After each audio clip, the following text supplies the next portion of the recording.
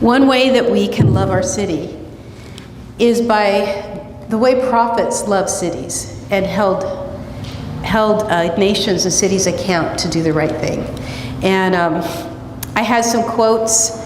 Faith-informed policy. So believe it or not, much of the good policy in the U.S. has been shaped by people of faith. The idea of tax credits, that was thought up by Mary Nelson, who's a key player at CCDA, Christian Community Development Association. She was part of a task force, a presidential task force invited to a think tank on how to fund affordable housing. Moses became God's spokesman to tell Pharaoh, "Let my people go." Knowing that kings are often corrupted by power and forget the needs of their people, God raised up prophets to hold kings accountable. The edict to destroy the Jews was ended by Esther's intervention, undoing an unjust law. Jesus confronted cities and authorities 27 times in the gospel. What sorrow awaits the unjust judges and those who issue unfair laws. God recognizes we need good, honest laws. An unjust law is no law at all. So we need laws, but we need changed hearts. We need both. And so we're going to look at some laws across our nation that have been passed by cities to help address the housing crisis. In your notebook on the right side, you will see a list of policies, and it's called Monrovia Housing Justice Institute. It has the date. It says, "The godly care about the rights of the poor, and the wicked don't care at all." It's from Proverbs. So, did everybody find that? It's on the right side of your packet. And we're going to get into these groups that you're in now. So you might want to join this table, those of you here. And first you're going to quietly read through your section. So each table is going to take a different section. And just mark the policies that you like. You know, well, that one I kind of like, that makes sense. I'd like to learn more about that, you know. So you'll put a number 1 by the one you like the most. You'll put a number 2 by the second, and number 3 by the third.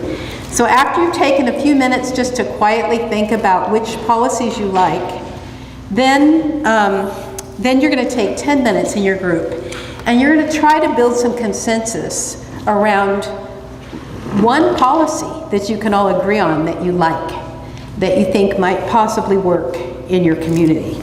And you'll select a spokesperson who will report out. So the 4 areas, so the right to stay in your community, to curb gentrification, that's something that, so right here, Tina during break was asking me, what can you do about gentrification? So why don't your table take the right to stay in the community to curb gentrification?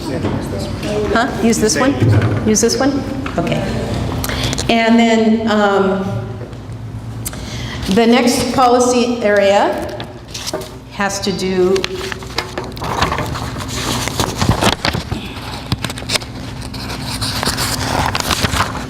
with the right with a decent home that one can afford. And so why don't you all take that in this area? And then right here, right to a decent housing with equal treatment. So why don't you do that in this area? And the 4th area is the right to know and have a voice. So we pay our tax dollars. We have a right to have a voice in our community. So Carol, why don't your table, and why don't you guys kind of collaborate on that one? Yeah.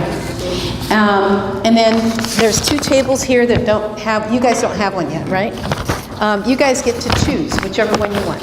Okay, I want you to choose a spokesperson around your tables. Take a minute and find who's going to speak for your table.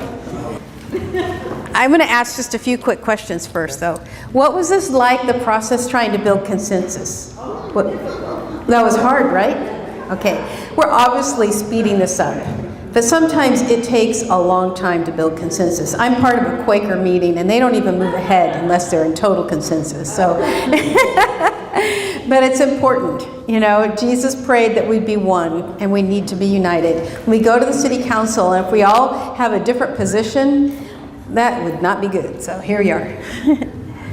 All right, so we're section 3, right to decent housing and equal treatment, and we noted that a lot of these already exist. So we got a little creative in expanding one of them to fair housing, which says affirmatively further fair housing and ensure that landlords cannot discriminate against any tenant or prospective tenant based on immigration status, race, past incarceration, LGBTQ identity, HIV status, age, or disability. We wanted to add that you cannot discriminate based on credit score if you have a cosigner. Yes. We have experienced that here in Monrovia, and we just think it's ridiculous that if you have a cosigner with good credit, that you can't get in somewhere. And we talked about that could set up a predatory situation where people offer to co-sign as a service. We would obviously need to add some kind of law to prevent that. But yeah, that's what we came up with. Great.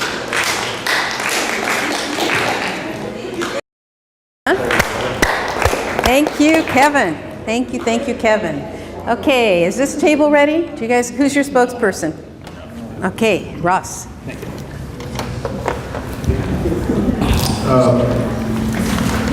We developed a consensus that ours was number 4, the right to know and have a voice in land use and how dollars are used for affordable housing.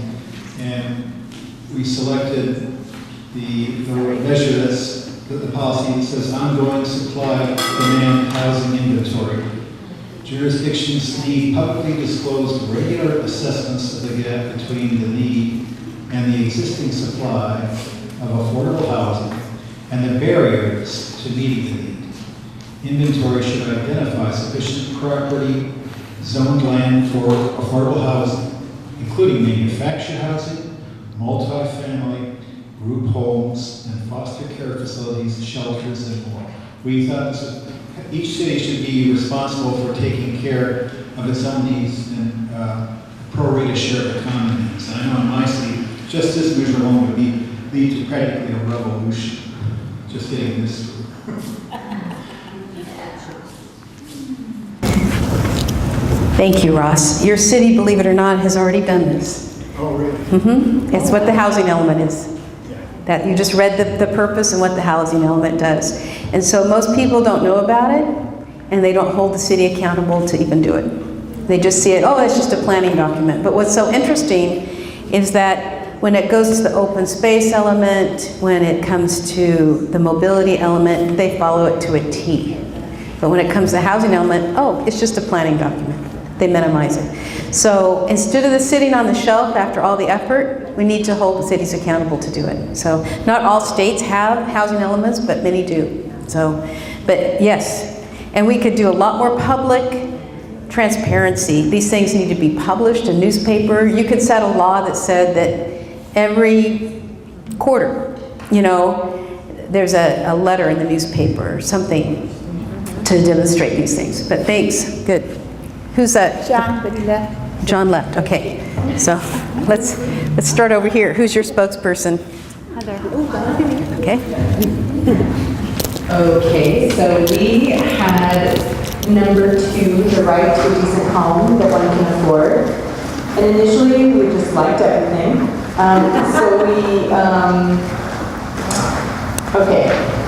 So we were talking through, it's on the second page of the long list of ideas or policies. We liked the multifamily zoning capacity requirements and had a hard time distinguishing the difference between that and the secondary accessory dwelling units or granny flats, essentially understanding that some places were zoned for one family in one home. And so we liked the idea, well, now that we know that our city has done those things and that, you know, we now know that we have access to information on what's zoned where, we can use that information and push for secondary accessory dwelling flats, especially homes north of Foothill, which I imagine are single-zoned family homes, and open those up for more families or more occupants in those spaces. Thank you. Thank you, thank you. It was recently, actually, there was state legislation that, and by right, you could have, I think it's up to 620 square feet, at any rate. So it's the whole city, it's not just. Yeah, the state actually says you can go up to 1,200 square feet, but this city has said 620, I think, is their max, the size for that. But for any home. But if you don't want just the 600 square foot, that's something you could advocate on. You say, you know, we need to make it 800, you know. But there's some things, for example, in Pasadena, we've been working on this policy for years. And the fees are exorbitant. I was talking to one gentleman earlier. They have a $20,000 impact fee in Pasadena before you can build these. So to build a 600 square foot ADU in your backyard, it's anywhere between $25,000 and $31,000 just for the fees. That's just the fees. So it's insane. And so typically, I have not been involved with the courts and with lawsuits. I sat down with our city council, my city council rep, and someone from our group shared how he pulled a permit.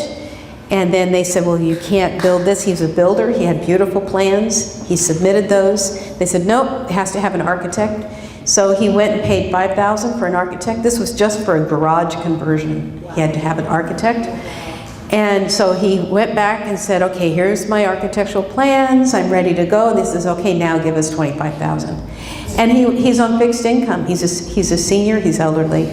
And he just said, what? I mean, he was just dumbfounded. They had not disclosed to him. So here you talk about disclosure. You know, I have called your city of Arcadia, and I've tried to get them disclosed. I've left about 5 phone calls to try to get the full fees of what it would cost to do an ADU. They still haven't got back to me. So to really get the full disclosure is so important. Because even our mayor, when he realized the fees, he even said to the whole world, he said, that's ridiculous. That's crazy. But he didn't vote to lower it. So, yeah. I need to correct that, because what I was reading, I looked this up earlier, and I only got it on my phone. It's kind of hard to read through it. But those are the old standards. The new standards for ADUs constructed as attached or detached units. And it is in the single family zones. You can't have it for multifamily residential because that's already very reduced, but it has detached minimum size of an efficiency unit per UDC, maximum 800 square feet, and attached not to exceed 50% of the main dwelling square footage. So I don't have the exact numbers, but the fees here are very reasonable in this town. I think they're only about $3,000 compared to $25,000 in my city. So in meeting with my city council rep, we had the person who'd gone to the city council, or to the planning department to try to pull his fees, his permit. And he shared with our city council rep, Tyrone. He said, you know, this is my story. And Tyrone looked at us, he said, are you guys thinking about a lawsuit? and I said, well, yeah, maybe. And he says, you need to. You have to have a lawsuit. I'll do whatever I can to help you have a lawsuit against our city. And I go, you're the city council person. You're asking us to have a lawsuit? Why don't you just vote to have lower fees, you know? So it's been a challenge, to say the least. And so we'll see what happens. Beck, yeah, question? Just a quick question. Yeah, have you seen any municipalities that like incentivize accessory dwelling units, like a tax break? Yeah, so it used to be that Santa Cruz, which has been on the cutting edge, they've kind of gone backwards on some things, but they have some wonderful policies. They were giving away no cost, no interest loans if you had local hire. They were giving away free architectural plans. They were allowing you to create parking spaces in your front yard. I mean, they were bending over backwards to encourage people to have these ADUs because they were pretty much landlocked. I mean, close to the mountains and the ocean, they couldn't do much around their affordable policies. Recently, they created an opportunity for the fees to be lowered in the case of affordability, so what they call an affordability covenant. But they put a poison pill in there. They said that the only way that you can have this affordable covenant is that means it's a subsidy by the city. Therefore, that means that you have to kick in prevailing wage when you build the ADU.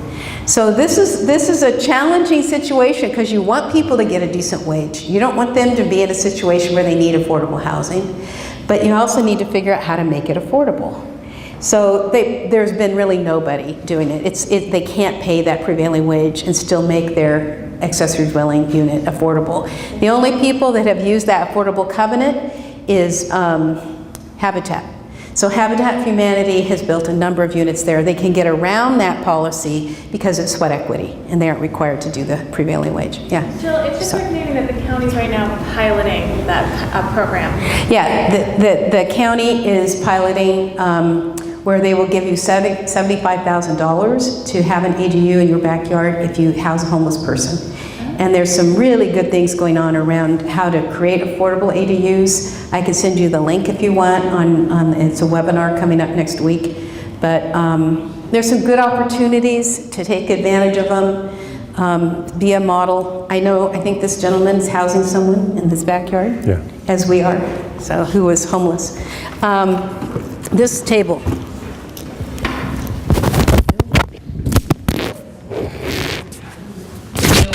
Number 4 also, the right to know and have a voice without harassment in land use and how dollars are used for affordable housing. We had trouble narrowing it down.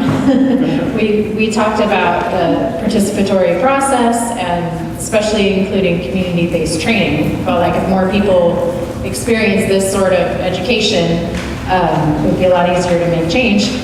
Because we would know what we were talking about.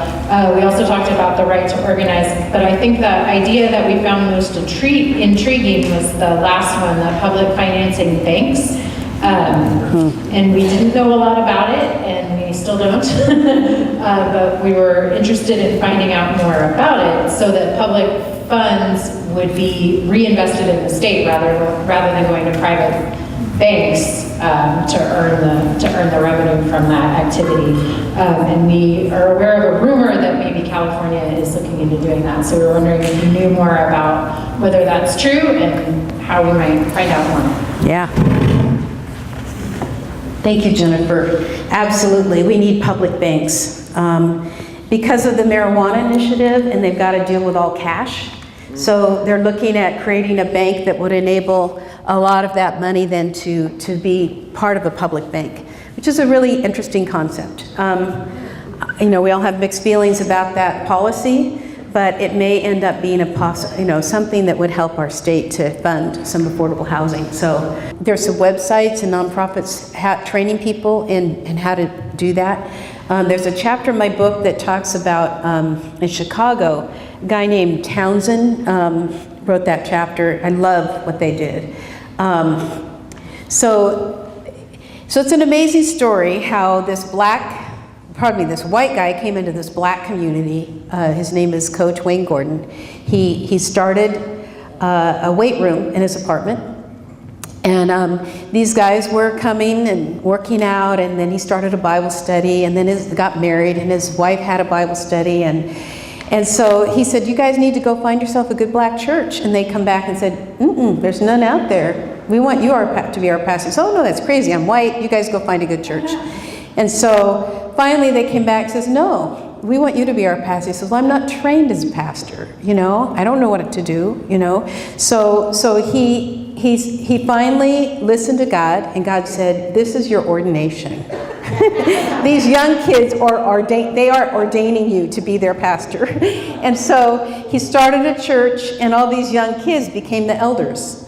And they began to look at their land use and decided that if safe. You couldn't be a member of this church unless it was in a very narrow geographic.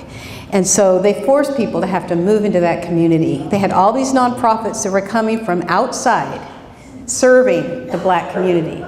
And they said, we can do it ourselves. We don't need all these outsiders. And if you're going to be doing these things, you need to live here and be our neighbors. So it was very interesting, the dynamics of what happened, because these young elders made a choice about being very geographic in their church. So when they got ready to build some affordable housing, which they've done tons of, there was a building that was all falling apart.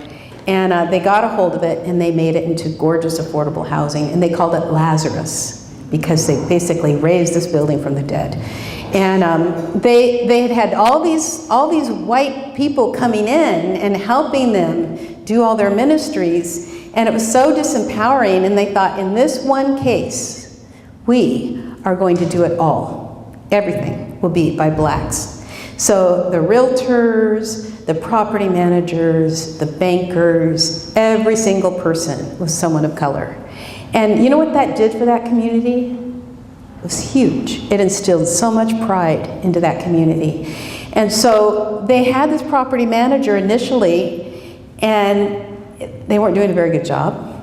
They were initially someone from outside, and they said, no, we broke our promise, we're going to do it ourselves. They ended up creating all these jobs, doing a much better job than their property management company. They learned how to do their own property management. So, I mean, I think it's a good question. I don't have any answers other than that sometimes we don't believe we can do things, and we can do more than we realize. So there was a video I showed that some of you may not have had a chance to get a good peek at. It was just right after lunch. And our city of Pasadena put it together to encourage landlords to rent to Section 8. And I highly recommend you take a peek at that video. I'll make sure it's sent to all of you along with all of these presentations.